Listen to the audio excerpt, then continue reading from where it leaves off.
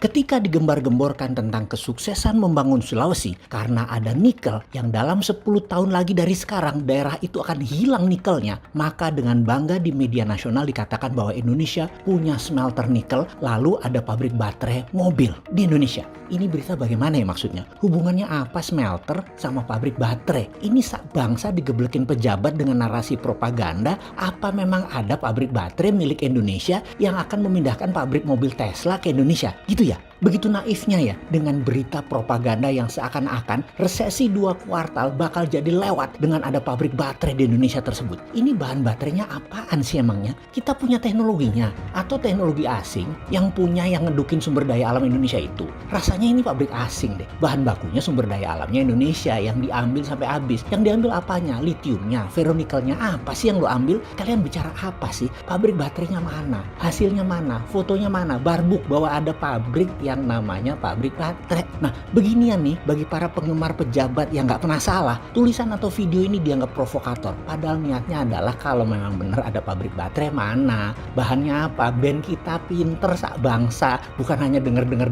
mentang-mentang posisinya jauh di Sulawesi, lalu disuruh seluruh rakyat percaya gitu ada pabrik baterai gitu. Gini deh, pabrik smelter nikel ada, yang ngeduk tanah air yang ngerugiin petambang rakyat, iya itu ada, yang untung yang punya smelter yang mengendalikan harga biji nikel yang sekarang pada kaya semua itu, iya itu ada pabriknya. Perusahaan globalis yang punya Tiongkok yang dilindungi pemerintah mengambil sumber daya alam, iya itu ada. Pabrik baterainya mana? Bahan baterainya apa? Dibutuhin Tesla tuh baterai yang mana?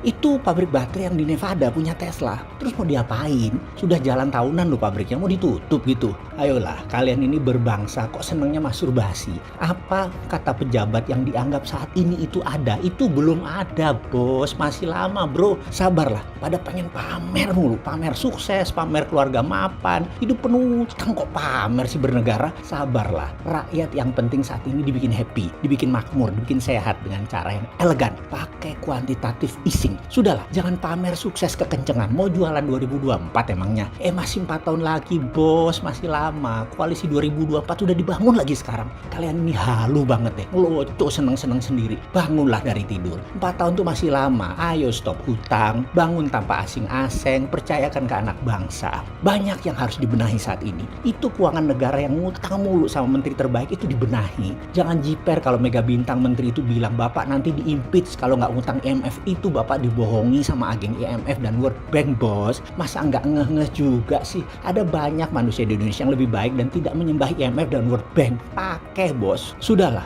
Atau begini, dia disuruh bayar hutang-hutang yang dia buat yang selamanya kan sudah jadi mega bintang. Kok saat ini hasil pajaknya kecil dan ditekan lagi pengusaha-pengusaha. Hutang-hutang terus dan tidak ada pertumbuhan GDP nasional yang signifikan. Dari 2014 GDP per kapita kita tuh $3.900.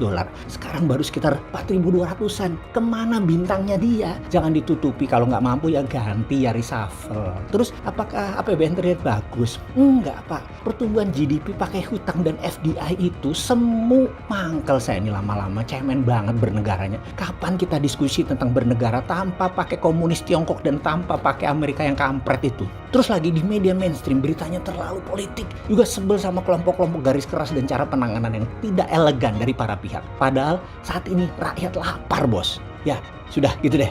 Oke, lanjut. Sudah gitu pejabatnya nyambut lagi, ngimbangi lagi, lonte sana lonte sini, saling lonte-lontean.